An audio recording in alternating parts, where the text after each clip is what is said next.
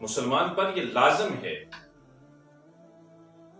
کہ وہ کبھی بھی کسی کو اپنے سے زیادہ حقیر مت جانے، بلکہ ہر ایک کو اپنے سے بہتر سمجھے.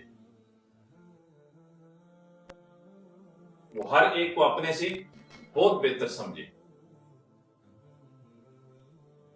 کہ یہ اللہ کے نزدیک مجھ سے زیادہ بہتر ہوگا، یہ تقوی کے لحاظ سے مجھ سے زیادہ ہوگا. کسی کو حقیر مت جانو. آقا کریم نبی رحمت صلی اللہ علیہ وآلہ وسلم نے فرمایا کہ کسی شخص کے برا ہونے کے لیے اتنا ہی کافی ہے کہ وہ اپنے مسلمان بھائی کو حقیر سمجھتا ہے. میں اس سے سپیریئر ہوں. اسلام میں کوئی رنگ، نسل، کسی عربی کو کسی اجمی پر، کسی اجمی کو کسی عربی پر، کسی گورے کو کسی کالے پر، کسی کالے کو کسی گورے پر کوئی فوقیت نہیں ہے. اللہ کے نزدیک اگر کوئی فوقیت کا معیار ہے تو وہ تقویٰ ہے. جو اللہ کے زیادہ قریب ہے، جو اللہ کا ڈر زیادہ رکھتا ہے. اور ایک دوسری حدیث میں ہے، آقا کریم نبی رحمت صلی اللہ علیہ وآلہ وسلم نے فرمایا کہ اگر کوئی شخص کسی گناہگار شخص کو دیکھ کے قسم کھا کے کہتا ہے کہ اللہ کی قسم یہ شخص گناہگار ہے، جہنم میں جائے گا، تو آقا کریم نبی رحمت صلی اللہ علیہ وآلہ وسلم نے فرمایا کہ رب تعالیٰ فرماتا ہے یہ کون ہے شخص جو میرے نام کی قسمیں کھا رہا ہے.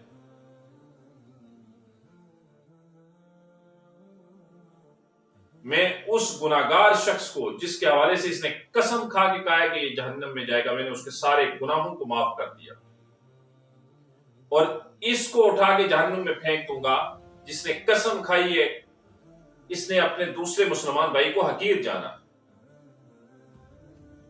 ذرا غور کیجئے آج ہمارا کیا حال ہے. بنی اسرائیل میں نا حضرت موسیٰ علیہ السلام کے دور میں ایک شخص بڑا پارسا تھا، بڑا نیک تھا. اتنا نیک تھا کہ وہ جنگل میں بیٹھا ہوا تھا اور اس پہ بادل سایہ کیے ہوئے تھے. بادل سایہ فگن تھا.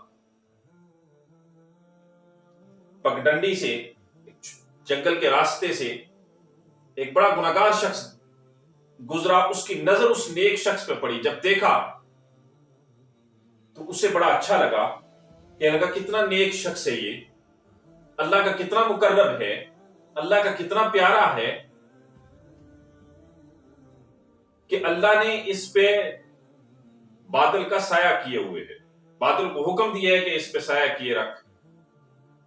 میں بڑا گناہگار ہوں، اپنے آپ کو ملامت کی کتنا گناہگار ہوں اور یہ کتنا نیک انسان ہے. اور پھر اس کے دل میں خیال آیا کہ کیوں نہ اس نیک شخص کی صحبت میں بیٹھوں، شاید اللہ میری بگڑیاں بنا دے، مجھے بھی گناہوں کی عادت ختم ہو جائے، میں بھی نیک ہو جاؤں. اب جب وہ گناہگار شخص اس نیک شخص کے پاس جاتا ہے نا تو وہ نیک شخص حقارت سے اسے دیکھتا ہے اور کہتا ہے تو بڑا گناہگار ہے، نکل جائے یہاں سے. اسے وہاں سے بھگا دیتا ہے. وہ وہاں سے اٹھ کے چلنے لگتا ہے اور دل میں اللہ سے معافی مانگتا ہے کہ یا اللہ تو کتنا کریم ہے، میں کتنے گناہ کرتا ہوں لیکن تیری زمین مجھے پکڑتی نہیں ہے، تیرے پہاڑ مجھے مسلتے نہیں ہیں، تیرے دریا مجھے ڈبو نہیں دیتے. یا اللہ تو پھر بھی میرا رزق مجھے دیتا ہے، یا اللہ تو کتنا کریم ہے، یا اللہ آج کے بعد میں گناہ نہیں کروں گا، معافی مانگتا ہوں، تو کتنا کریم ہے. دل میں خیال کر رہا ہے. وہ جو بادل کا سایہ نیک پہ تھا نا اب اس گناہگار کے سر پہ آ جاتا ہے. اور اللہ حضرت موسیٰ علیہ السلام کو بھی بھیجتا ہے کہ اے موسیٰ فلاں جگہ جو دو شخص ہیں نا ان سے کہیں کہ وہ اپنی زندگی نئے سرے سے شروع کریں. نئے سرے سے زندگی کا آغاز کریں۔ وہ جو نیک شخص تھا، میں نے اس کے سارے جو اس کی نیکیاں تھیں وہ صرف اس لیے تباہ ختم کر دی، تباہ برباد کر دی کہ اس نے ایک شخص کو حقیر جانا ہے۔ اور وہ جو حقیر شخص تھا، گناہگار شخص تھا، جو بہت گناہگار تھا، اس کی عاجزی اور تواضع کی وجہ سے اب وہ میں نے اس کے سارے گناہوں کو معاف کر کے اب وہ میرا مقرب بندہ بن گیا۔ پھر بھائیو، اپنے سے ہر ایک کو بہتر سمجھو۔ وہ ہماری فارسی کی نصاب کی کتاب میں ہے کہ دو دوست تھے، ایک امیر ہے دوسرا غریب ہے، لیکن آپس میں بڑے بے تکلف تھے۔ دوستوں میں ہوتی ہے نا، بے تکلفی ہوتی ہے۔ تو امیر دوست کہیں بیٹھا ہوا تھا تو غریب دوست پاس آیا نا، تو اس کے بالکل ساتھ جڑ کے بیٹھ گیا۔ اس نے بڑی حقارت سے دیکھا، تھوڑا سا اپنے کپڑے سمیٹتا ہوا تھوڑا اس سے دور ہوا اور کہنے لگا کہ اپنے دوست کو، جو غریب دوست تھا اسے کہنے لگا تجھ میں اور گدھے میں کیا فرق ہے؟ تو جو اس کا دوست تھا نا، اسے یہ بات بڑی ناگوار گزری۔ وہ اپنے امیر دوست کی طوطا چشمی کو بھانپ گیا، بڑا حاضر دماغ تھا وہ بھی۔